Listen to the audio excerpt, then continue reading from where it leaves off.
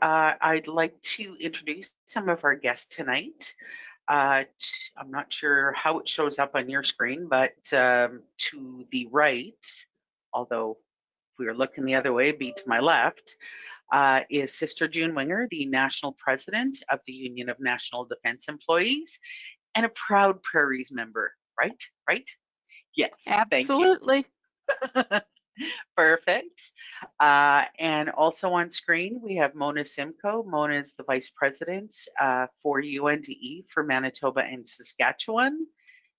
And then we also have Brian Meakin, who is the Vice President for Alberta and the North. So thank you all for joining us this evening.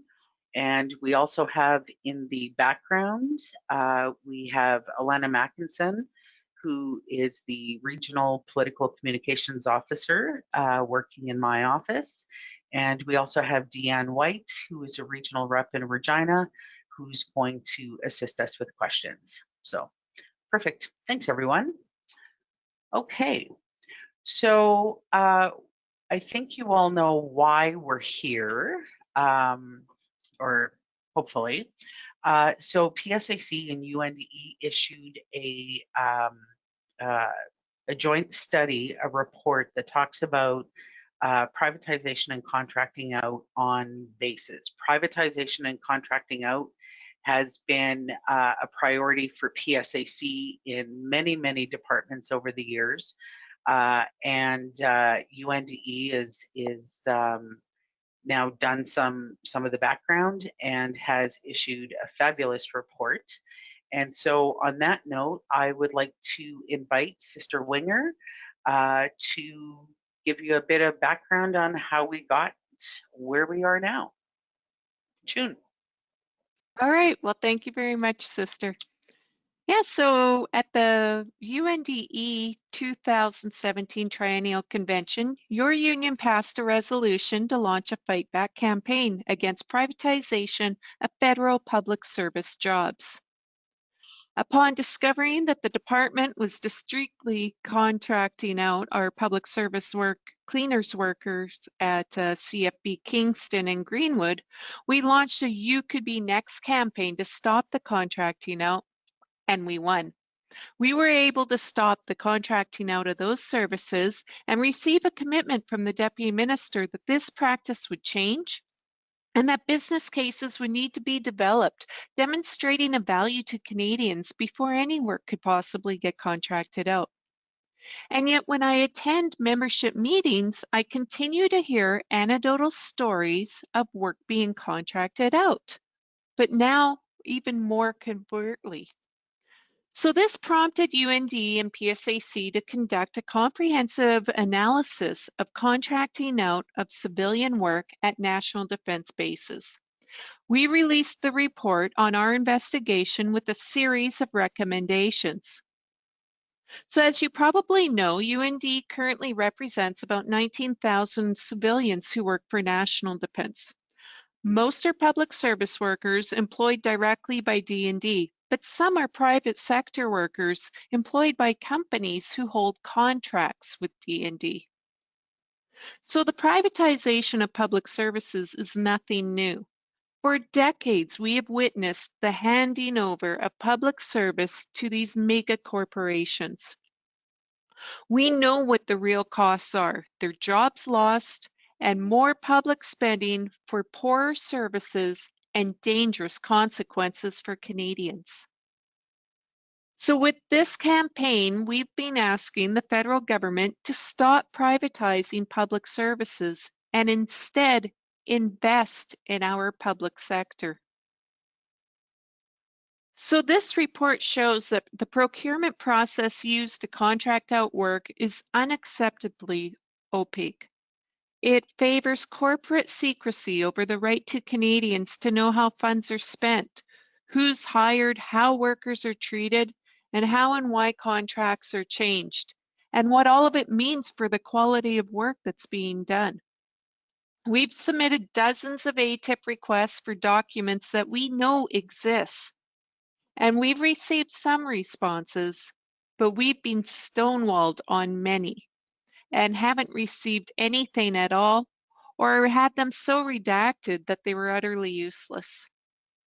This lack of transparency shows the government values its relationships with those mega corporations over the right of the public to know what is going on with their public dollars. Contracting out is not new. In 2018-19, contracted services totaled nearly $13 billion. More than 25% of the $46 billion spent on overall staffing. D&D handed out $3.7 billion worth of contracts for work that could have been done by their own employees. That represents more than a third of National Defense's total expenditures on both civilian and military personnel. And we know that privatization costs more. National Defense is not saving money by contracting out. Our report provides clear evidence that National Defense knows that contracting out of just cleaning services can cost 35% more.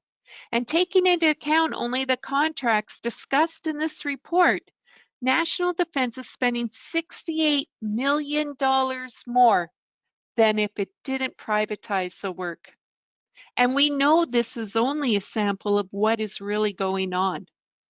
More than once, we've had communications with base management who tell us that they'd prefer to use public sector workers for those civilian jobs. But these managers also tell us that their hands are tied, that the base budgets are rigid. Base commanders have a limited salary wage envelope from which they can pay their workers, and it's rarely large enough. And yet they seem to have quite a generous budget line for contracted services. So when they're faced with difficult decisions, even though they know it will cost Canadians more for a decrease in service for our military, base commanders are forced to contract out public service work. And so this is the crux of the problem and the reason why we're talking today. Everybody knows what the problem is, and now it's up to National Defense and the Government of Canada to fix it. Because the jobs that are contracted out, they're more precarious than the jobs in the public sector. Contracts are tendered and retendered, and workers can't be sure that they will have a job or if another company's going to win the bid.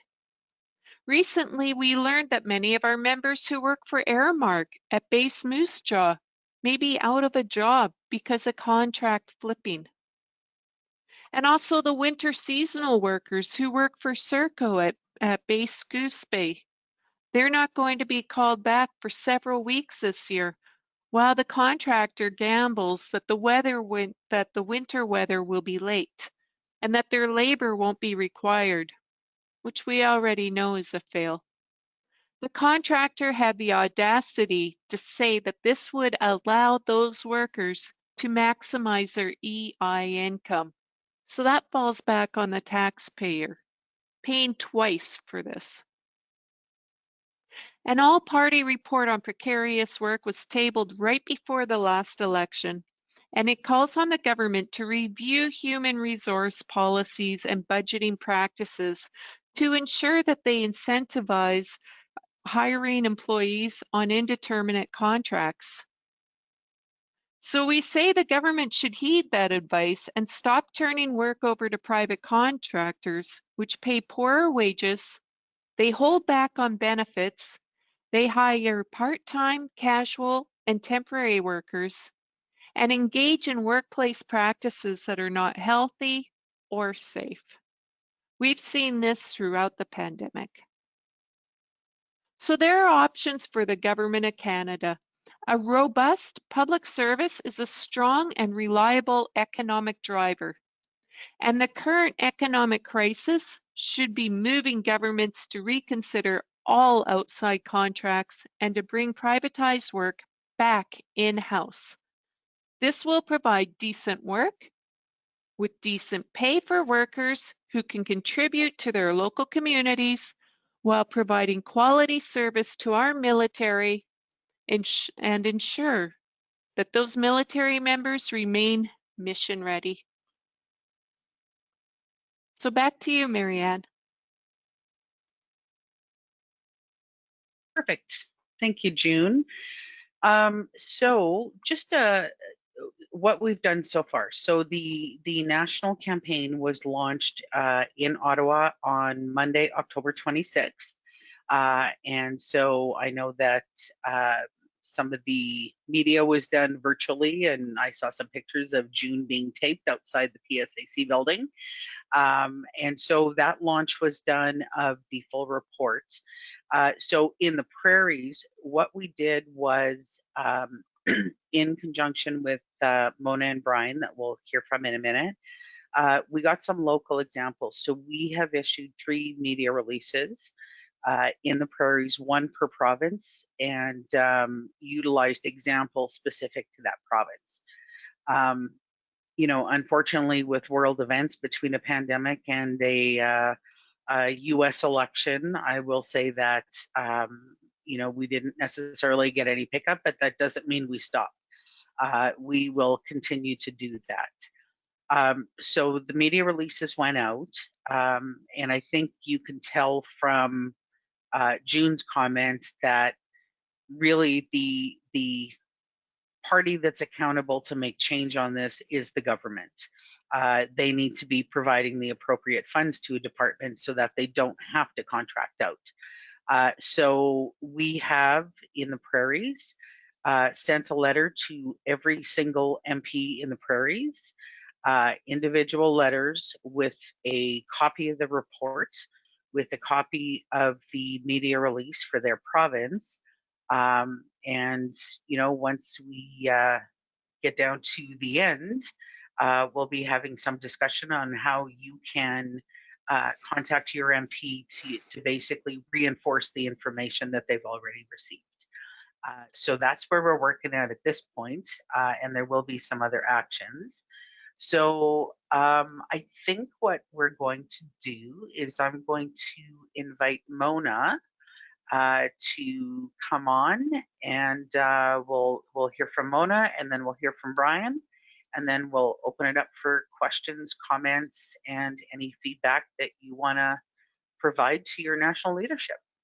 So Mona?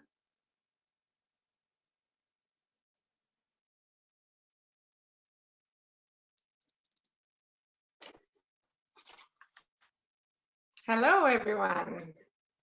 Okay, so contracting out, for myself as the VP for Manitoba, Saskatchewan, I look after Winnipeg and Shiloh in Manitoba, and Moose Jaw and Dundurn in Saskatchewan.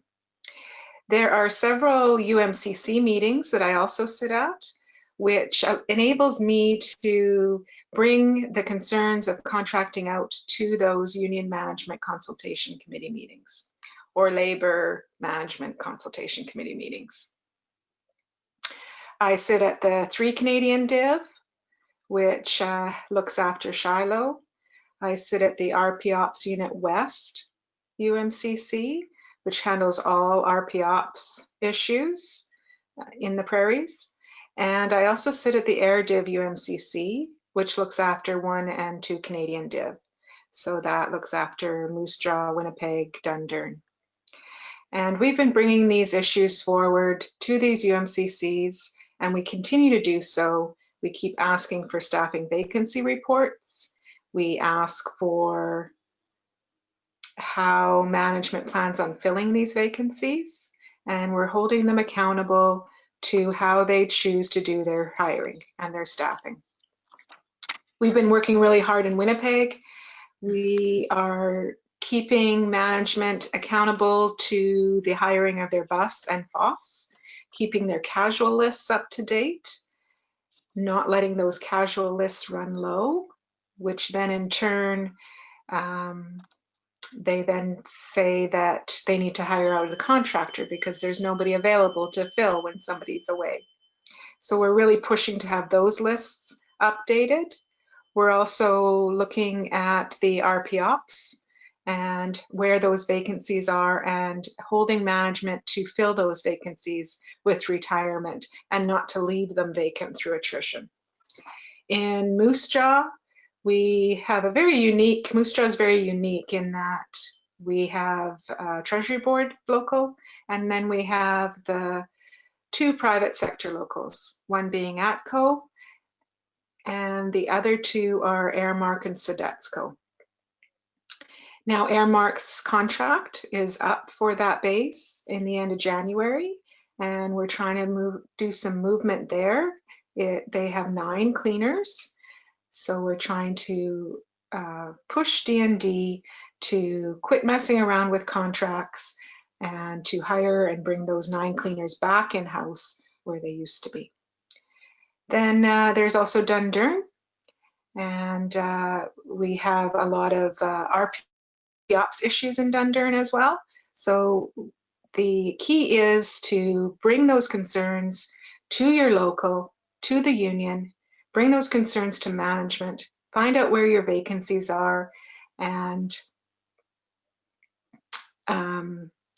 have that local bring those concerns to their labor management meetings. So then we can bring those up nationally and push from both sides of the house.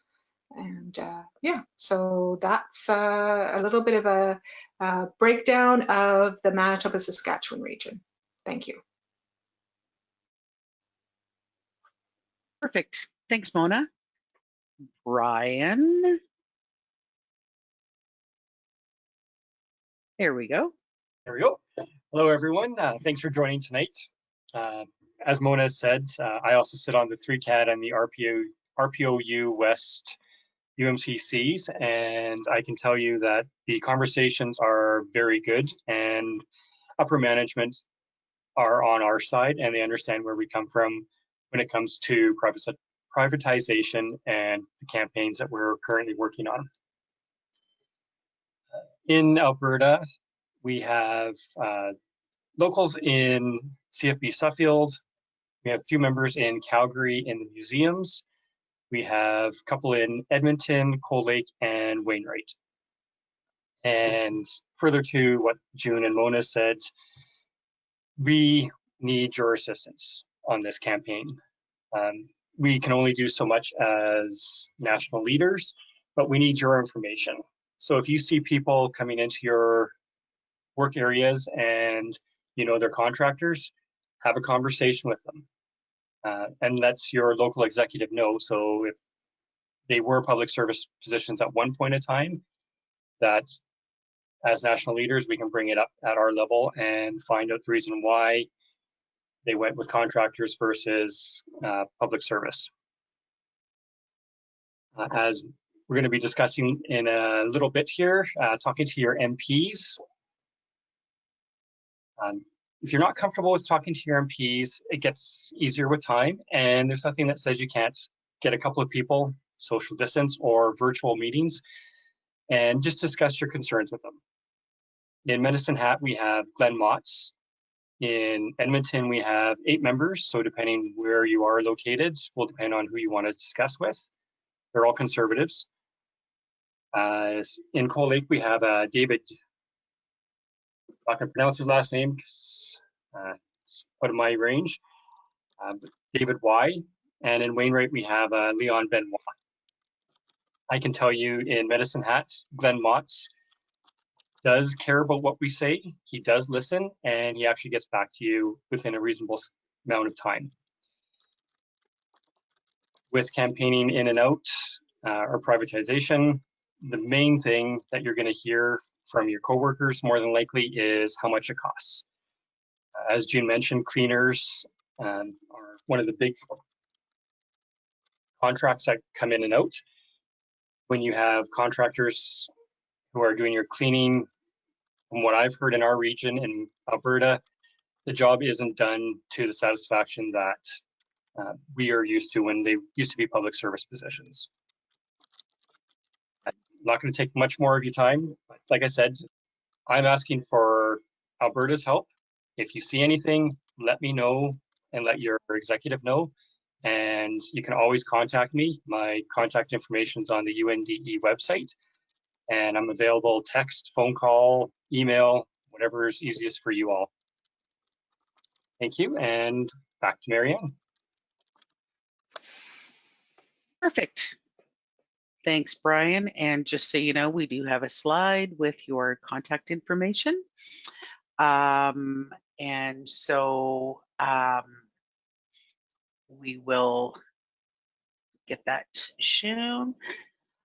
So the other piece that I wanted to mention in steps that we've taken so far, and some of you may have done this already. So of course, the full report is available on there's a dedicated website, uncoverthecost.ca. And so you can read the whole report. I think it's about 35 pages or so. But also on that page is a place where you can type in your name, your email address, and your postal code, and it will automatically send an email to your MP. You know, you don't have to look it up. Now, that is a form letter, so it's always better to personalize it, which you have the ability to do. But this is also something that your family can do, your friends can do. Because the one thing that we know is that when you have good public service jobs in your community, especially in the smaller communities and around bases, you tend to have smaller communities. You know, when you have workers that are making a decent wage and have, you know, potentially a little bit more job security, they're going to spend their money in the community. And so it really is a benefit to everyone to have, you know, good, strong jobs in communities, in your communities. So that is going to be available to you on that website to be able to do that. And I believe you can share that on social media. This is all public. So you can share all of that information. And so I think, oh, there we go. There's everyone's contact information. So I think what we're going to do now is we don't want to keep talking. We want to hear from folks. So